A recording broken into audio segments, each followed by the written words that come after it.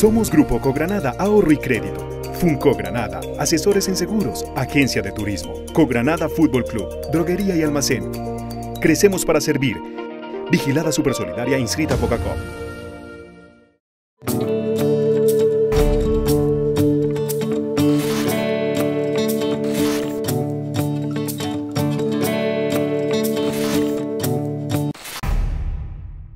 Bienvenidos y gracias por estar con nosotros. Yo soy Rubén Benfomé y voy a estar acompañándolos durante media hora con un personaje con quien vamos a hablar sobre la activación económica que ya empezó aquí en Medellín y en otras partes del país. Antes hay que manifestar que el subsidio que está otorgando el presidente Duque, el subsidio para pago de nómina, es decir, ese 40% sobre el salario mínimo que se le va a dar a los pequeños y medianos empresarios, está medianamente chimbo, porque de acuerdo a expertos, esos 350.000 pesos aproximadamente están grabados. Se equivocaron en el decreto en la Presidencia de la República, están grabados, es decir, de esos 350.000 pesos que le van a dar a los empresarios para que le pague a un empleado, está grabado aproximadamente más o menos en el 50%. En otras palabras, de cristiano y musulmán, de los 350.000 pesos que le van a dar a un empleado de subsidio, la empresa va a tenerle que pagar renta e industria y comercio a unos 150.000 pesos, más o menos, o sea, un poquitico menos del 50% para nuestro empleado. De este tema vamos a hablar con Julio Leal, economista y conocedor de todo este cuento financiero y económico. Vamos a mensajes, ya volvemos.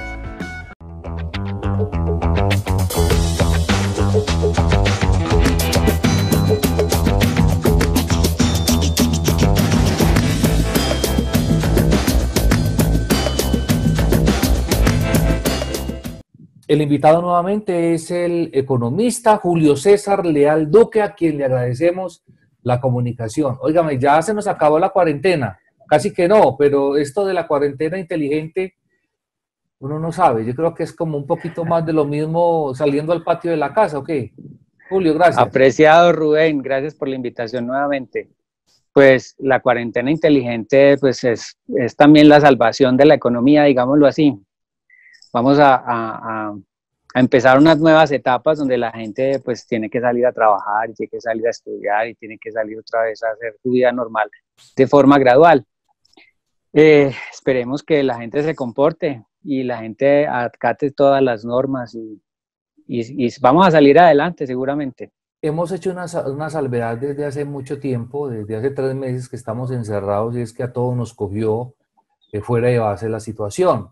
Cuando digo a todos, sí, incluye el gobierno, que no estaba preparado, que realmente es el que tiene que manejar el timón de todo este barco. Pero hay cosas, por ejemplo, tan improvisadas que uno no entiende ahora. Por ejemplo, ya se está hablando sobre el gravamen que tiene el subsidio que el mismo gobierno le dio a los pequeños y medianos empresarios. ¿En qué sentido? Del 40% de ese salario mínimo que le van a dar para darle un respiro por lo menos a las nóminas de los pequeños y medianos empresarios, hombre, tienen que pagar renta, industria y comercio. Entonces, usted que es economista, ayúdeme a desenredar y realmente cuánto sería el beneficio que recibirían esos empresarios. Sí, ahí hay un enredo bastante complejo, y es que lo que habíamos visto en la entrevista anterior, hay algunos asesores del gobierno que tienen algunas falencias en materia de conceptos básicos de tributación. Y uno de esos es que es renta gravable, y la renta gravable pues contempla todos esos ingresos. Entonces explícitamente el gobierno tiene que arreglar esos decretos de subsidios y ponerlos como que son ingresos para la persona que los recibe, pero son ingresos no gravados ni con renta, ni con impuestos municipales, ni departamentales, ni nacionales, con ningún impuesto, para que sea realmente un subsidio. Y lo otro es, por ejemplo, algunos decretos que tienen errores, como el de los arrendamientos, que en el último que sacaron la semana pasada dice que son excluidos. Y excluido es que es más caro que tenerlo grabado, porque todos los IVAs que tiene la persona que arrienda el inmueble no se los puede descontar y se le vuelven un mayor valor del costo, y eso hace que ese arrendamiento suba de valor. Entonces el que arrienda el inmueble, por ejemplo, tiene unos IVAs en todo el proceso que él tiene como arrendador, y cuando lo va a cobrar esos IVA no se los puede descontar, entonces sube el valor de los arrendamientos. Entonces ahí tiene algunos errores, eso debería ser exento y no ser excluido. Es una diferencia técnica de tributación básica, pero los asesores que trabajan en el Ministerio de Hacienda muchas veces no lo tienen claro. No, pues a lo mejor son cuota política de cualquier senador por allá de quién sabe dónde que no tienen experiencia en el tema. Pero entonces, venga, déjeme profundizar. Dos grandes errores en los subsidios y beneficios para los pequeños y medianos empresarios. Lo uno es que tienen que reformar el decreto por el cual se da el subsidio del 40% del salario mínimo para que no se le pague renta en la industria y comercio. Correcto. Y lo otro es, lo que pasa fue que Duque se desentendió de ser amigable componedor entre los dueños de locales y centros comerciales con los que rentan los locales. Él se desentendió de eso y hay unas negociaciones ahí medianamente chimbas que uno no sabe cómo se van a conciliar. Es más, Julio, la Cámara de Comercio, en el caso de acá de Antioquia y Medellín, la Cámara de Comercio de Medellín, ya está ofreciendo hasta el servicio de amigable componedor para que intervenga entre las partes. Me parece inaudito. Conciliador. ¿Cómo le parece? Sí. Digamos, eso se solucionaría muy fácil si corrigen los decretos, no necesitaría entrar a conciliaciones. Y lo otro hay otros errores adicionales. Por ejemplo, yo en un trino dije que, por ejemplo, cuando se sacaban las exenciones por sectores, muchas veces no se tenía en cuenta las partidas arancelarias. Entonces, cuando pusieron los ventiladores exentos, quedaron todos, entonces quedaron los ventiladores de carro, los ventiladores y eran los ventiladores para las UCI. Entonces, muchas veces las personas que tienen ahí diseñando esos decretos no tienen el conocimiento técnico suficiente. O sea, les mandan el texto, lo seleccionan y lo copian, no lo leen. Sí, pero no saben la diferencia entre un bien grabado, exento de excluido en IVA, que tiene unas connotaciones. El más costoso de todo es el excluido. Entonces ellos piensan que quitando el IVA y diciendo allá en el decreto que es excluido, van a solucionar el problema, y muchas veces lo que hacen es empeorarlo porque no saben cuál es la diferencia entre exento y excluido. Esos son los problemas que hemos tenido ahí graves. Pura gramática, pura lingüística ahí, o sea, no conocen la terminología de ese nicho, pues, técnica. Técnico, impositivo, toda la cosa, y ahí es donde se presentan inconvenientes, pero hay tiempo para solucionar eso, hay tiempo, o sea, Duque tiene que volver, borre y arregle y vuelve y emita, ¿sí o no? Claro, sí, claro, eso lo pueden organizar en cualquier momento, incluso con un solo decreto organizan todo. Bueno, nosotros habíamos hablado ya hace un par de semanas, Julio, pues, y todavía en cuarentena, pero ya por lo menos, a ver, FENALCO, la ANDI, muchas de las instituciones que velan por los intereses de los empresarios y los comerciantes ya empezaron a pronosticar que posiblemente en diciembre estemos por encima del 25% de la tasa de desempleo. ¿Cómo la ve usted? Sí, ahí puede haber un crecimiento en la tasa de desempleo. En lo que se llama técnicamente la renta permanente, o sea, aquellas personas que están vinculadas a compañías con contratos indefinidos y que ahora se pierde esa renta permanente y se va a un mercado que se llama el mercado friccional, que es el empleo que no tiene contratos a términos indefinidos.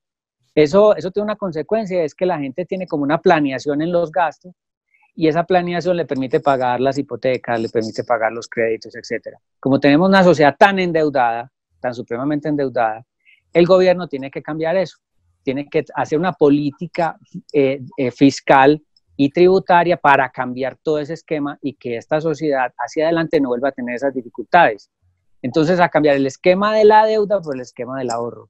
Y adicionalmente, un control sobre el sistema financiero que permita que esos agentes del sistema financiero le den la rentabilidad que sea adecuada para que la gente sienta ese incentivo a ahorrar, y ese incentivo a ahorrar es el que nos permite en el largo plazo que si hay otra contingencia, otra pandemia, otra dificultad, la economía aguante y aguanten las finanzas del Estado, porque en este momento, como la gente está tan endeudada, todo el mundo corrió al Estado a decir, hombre, subsidiame, dame, no sé qué, y eso es lo que tiene que hacer el Estado, pero el Estado no tiene una renta indefinida en el tiempo, ese presupuesto que tiene es finito, entonces tiene que cuidarlo. ¿Hasta cuándo? Tenemos que cuidar ese presupuesto hasta cuando termine la pandemia.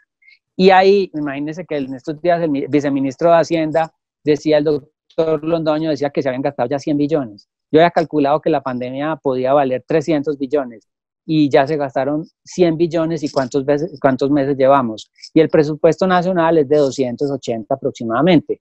O sea que ya llevamos más de un tercio del presupuesto, y si esto se alarga y si Bogotá no se encierra y no se cuidan, etcétera, y se nos va volviendo un problema, el que se va regando la pandemia, entonces eso se puede volver un problema de finanzas muy complejo. Ahora, a nivel global, sí. Sí, no, Julio, te iba a decir es que los más pesimistas ya están hablando que podríamos caer en otra cuarentena posterior, o sea, que después de este inicio o este conato de reactivación de economía podríamos caer posterior a otra cuarentena. Dicen los más pesimistas. Es posible porque como estamos con un agente externo que es un virus que no lo podemos controlar, entonces tenemos que prever también todo eso. ¿Qué va a pasar? Entonces, ahora el Estado tiene que reestructurarse, tiene que hacer una reestructuración completa del Estado. O sea, eso no se pueden hacer los políticos la vista gorda. Hay que hacer una reestructuración del presupuesto y del gasto del Estado, y adicionalmente hay que crear una política en la cual los ciudadanos aprendan a ahorrar para contener estas contingencias. O sea, no solamente el Estado tiene que dar, también los ciudadanos tienen que tener ahorros para poder soportar esto o cualquier otra. Entonces, el Estado tiene que crear los mecanismos. Entonces, toda esa carga que hay fiscal sobre los ciudadanos, hay que empezar a bajársela para que el ciudadano tenga más disponibilidad de recursos para ahorrar y para invertir. Usted se me adelantó en una cosa porque es que usted... Un ejemplo. Julio, espere, Julio. Sí. Porque es que usted me está diciendo, hay que ahorrar, pero con las características económicas que nosotros tenemos, la gente no tiene con qué ahorrar. Pero usted, usted dobla la píldora diciendo, hombre, la gente puede ahorrar, pero si se le baja toda esa carga impositiva, de pagos adicionales, si se le baja, si le queda un poquito para ahorrar. Eso es otra cosa. Es correcto. Entonces ahora tenemos dos problemas. Uno es que vienen unas reformas a nivel del Estado que tienen que ver con las rentas de la gente. Por ejemplo, el catastro multipropósito. Hay una ley que es del 2015 que dice que todos los municipios tienen que organizar sus finanzas. Entonces, estamos en una puja donde los alcaldes y gobernadores quieren exprimir el limoncito. Y también el gobierno nacional ha aumentado mucho los impuestos. Entonces, la gente le está quedando muy poco margen para ahorrar. Entonces, hay que bajar la carga en los municipios, en los impuestos prediales, ICA. Hay que eliminar algunos impuestos que no tienen sentido, como por ejemplo de las cámaras de comercio para los empresarios. Hay que realmente pensar en todas esas cargas que hay y empezar a flexibilizar esas cargas para que los ciudadanos tengan más libertad económica y puedan salir ahora a consumir y a invertir. Hay que generar, después de la pandemia, es que los ciudadanos puedan salir y puedan consumir e invertir, para que la economía se vuelva y se dispare toda completa. Eso se llama hacer un impacto sobre la demanda agregada. Eso se logra de esa forma. Hay que reducir esas cargas para que esos ciudadanos, esa plata que la destinan a esos sectores, ya lo destinen a otros que desarrollen la economía. Pero está bien jodido porque usted dice, bueno, que nos permitan a los consumidores salir a comprar. ¿Y cómo si no nos dejan? Invertir.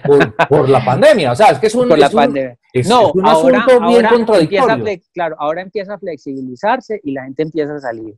Pero lo que tiene que pensar el gobierno es que a medida que va flexibilizando, tienen que acelerar las reformas del Estado. O sea, el Estado no podemos seguir con el mismo gasto, con los mismos robos, con lo mismo que habíamos la última vez. El Estado tiene que cambiar esa forma. Y el Estado también tiene que hacer un gasto inteligente y tiene que hacer ahora un presupuesto inteligente amarrado a la generación de demanda agregada, que son los ciudadanos los que tienen que empujar la economía. Si se dispara la economía, se bajan las tasas de tributación y se dispara la economía, el gobierno como resultado tiene más caja, porque hay más movimiento en la economía, se mueve más todo, pero si usted lo sigue reprimiendo con más impuestos, sí, claro, entonces no se va a poder hacer. Entonces, lo que yo te decía, el catastro... La gente no salía a comprar porque tiene que salir a pagar impuestos.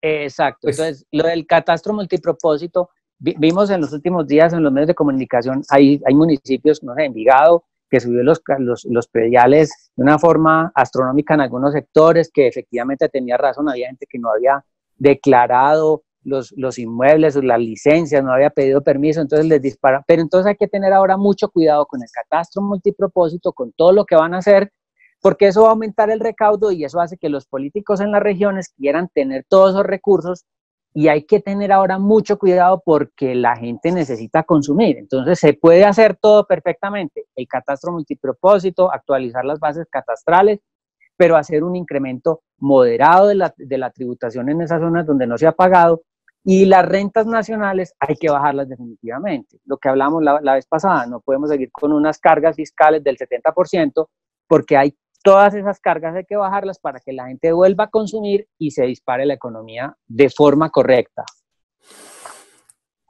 Usted me da pie para preguntar esa prueba piloto que se está haciendo aquí en Medellín, ese inicio paulatino. ¿Usted sí ve que hay otros especialistas del área financiera que manifiestan que los coletazos grandes van a ser julio, agosto, septiembre? O sea, que ahí es donde vamos a sentir la economía comprimida, todo el mundo haciendo fuerza.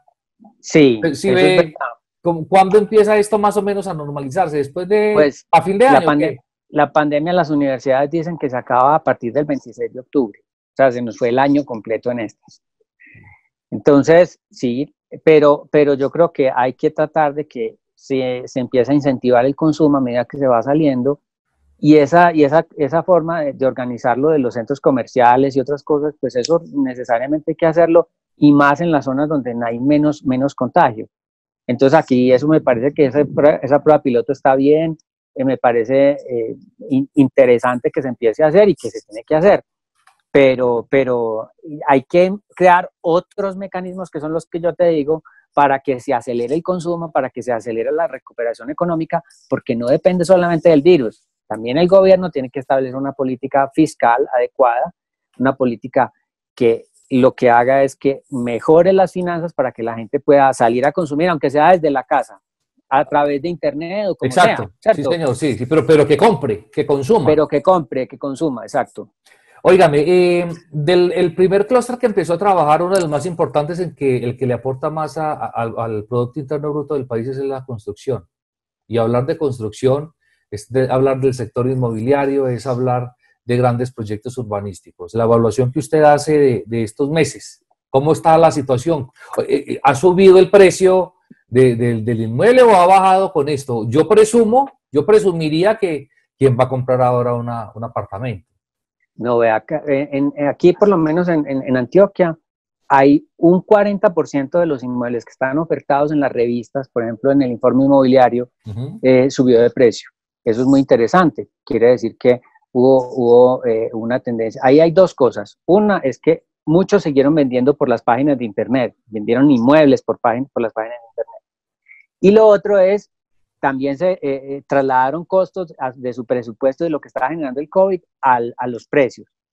De todas maneras, hay un datico que es interesante, es que hay un 33% que no salieron en las revistas, no salieron a ofertar, no sabemos por qué. Puede ser que estén en dificultad, puede ser que no, eso no tenemos información disponible sobre eso, pero un 40% mantuvo el precio igual y otro 40% elevó el precio.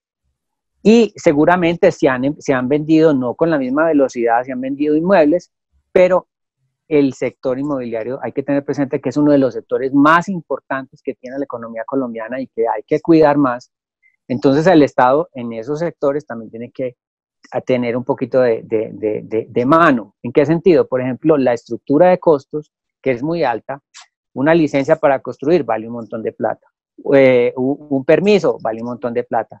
La estructura de costos de ese sector está muy alta y hay que empezar a reducirla para que esos constructores tengan unos precios de construcción más bajos y eso haga que la tendencia del precio del metro cuadrado empiece a disminuir un poquito. No quiere decir que la tierra en Colombia vaya a disminuir su precio, sino que es el costo de construir, y eso hace que ese sector se empiece a desarrollar paulatinamente y haga unos precios más ajustados ahora, que el bolsillo de los consumidores puedan ir y adquirir vivienda, porque adquirir vivienda es fundamental en esta economía, no solamente a través de los subsidios, lo que se inventó el presidente Santos, pues de empezar a regalar casas, sino que también es importante estimular el consumo y que la gente con sus propios recursos vaya y adquiera esas viviendas. Entonces, como ahora se están disparando un poco los precios, un 40% de esa muestra que muestran la revista, por ejemplo, inmobiliaria, se incrementó los precios probablemente por el COVID. Pero lo que tiene que hacer el gobierno es poner el ojo sobre la estructura de costos de ese sector y empezar a bajarle cargas y a bajarle costos para que los constructores puedan seguir construyendo, seguir creciendo y adicionalmente reducirle también las restricciones de crédito que tienen sobre los bancos, porque los bancos, como se aumentó el riesgo para todo el mundo, entonces ellos aumentaron las restricciones para todo el mundo, pero hay que empezar a bajarle al que quiera invertir en propiedad raíz y adicionalmente el que quiera construir. Esos dos elementos son importantes para la reactivación económica del país. Lo que usted ha dicho en toda esta conversación es la necesidad de bajar impuestos para personas naturales y también personas jurídicas, porque es que si no... E incentivar el ahorro. Eso es lo que yo concluyo de lo que usted dice, o sea, facilidades para ahorrar, pero eso viene pegado de bajar impuestos para que a la gente le quede por lo menos el poquito para ahorrar. Claro, ese es el primer mecanismo que tiene el Estado para poder estimular la demanda agregada. Si no, no tiene cómo. O sea, eso sentándose con la gente, diciéndole a la gente, hay que ser creativos y hay que ser empresa y hay que ser emprendedores, y no hay que con esa carreta no hacemos nada. Necesitamos políticas fiscales que vengan del gobierno que estimulen. Y eso también muchas veces es a través de las exenciones. Mucha gente dice, es que el estatuto tributario está plagado de exenciones. Yo diría que no, está plagado de trabas. Hay que simplificarlo casi en un 90% en todos los impuestos. Adicionalmente, hay unas posibilidades que han traído las últimas reformas que no se han aplicado. Por ejemplo, la titularización de algunas acciones que se pueden llevar al mercado de valores para las SAS. Eso ni siquiera lo ha mirado la Superintendencia de Sociedades y debería reglamentarlo en este momento, que puede servir para que muchas empresas se capitalicen, otras personas que están interesadas en una compañía pero no tienen necesidad de tomar el control, inviertan en ellas y se desarrolle ese mercado, un mercado de valores alterno que es el de las SAS. Pero venga, yo no quiero dejar en punta el tema que teníamos y es, hombre, ha subido el precio de la vivienda pues, del sector inmobiliario, ha subido el precio, pero Camacol fue clarísimo en que por lo menos en un 80% cayeron las ventas. Sí, las ventas han caído, pero es que el efecto en los precios muchas veces está asociado a que el constructor le está cargando también el costo que tiene ahora del COVID. Entonces eso incrementa un poco el costo de la vivienda. Eso tiene un efecto, es que le puede reducir pues la demanda. La gente dice, eso está más caro, entonces no lo compro. Uh-huh. Lo que yo te decía, entonces el gobierno tiene que ahora preocuparse por mirar la estructura de costos de ese sector y de todos los sectores y empezar a bajarle las cargas que tienen para que ellos bajen los costos y se pueda estimular también la compra de esos bienes. Porque si no baja el precio del metro cuadrado, pues imagínate, más difícil vender, más difícil. Estamos a la deriva y en manos del COVID. En manos también de la política fiscal. Es muy importante que el gobierno haga una política fiscal acertada. Eso no es sentarse a esperar a que pase el COVID y a ver cuánta plata nos sobró ni nada. No, tienen que meterle cálculo diferencial, hay que meterle análisis real, hay que meterle a revisar qué están haciendo los otros países, cuidarse de los otros países. Yo escuchaba en estos días una entrevista del doctor Moreno, no sé si la viste, que decía que los países, por ejemplo, han bajado la tasa de interés, la tienen negativa. Es una forma de robarle a la gente. Claro, tú vas y depositas y cuando vas a mirar la cuenta tienes menos plata porque la tasa de interés está negativa. Entonces muchos países tienen tasa de interés negativa, entonces es mejor traerse esa plata de esos países y traerla para acá, invertirla que tienen tasas de interés positivas, entre comillas, porque los bancos también han tenido tasas de interés negativas, que la gente deposita la plata en su cuentica de ahorros y les cuenta que la tarjeta, que no sé qué, que no sé cuánto, y disimulan una tasa de interés negativa, ¿cierto? Erosionan el capital. Entonces ahora hay que revisar muy bien la estructura del sistema financiero y hay que volver a hacer una reestructuración del sistema y hay que hacer una estructuración completa del Estado para estimular la demanda agregada. Julio, mi hermano, Julio, mil gracias, hermano, por estar acá y darnos claridad. Vamos a contrapuntear mucho con el tema que iniciamos y es el gravamen al subsidio que dio el sí, gobierno a los pequeños empresarios. Es una vulgaridad. Tienen que aclararlo, pues, porque, pues, imagínate ese error, pues, si eso queda grabado y al final del año hay que pagar, entonces nos vamos a fregar, porque ¿qué vamos a hacer con eso? Imagínate. Sí, muy tenaz. Bueno, mi hermano, un abrazo, mil gracias. Un abrazo y con mucho gusto.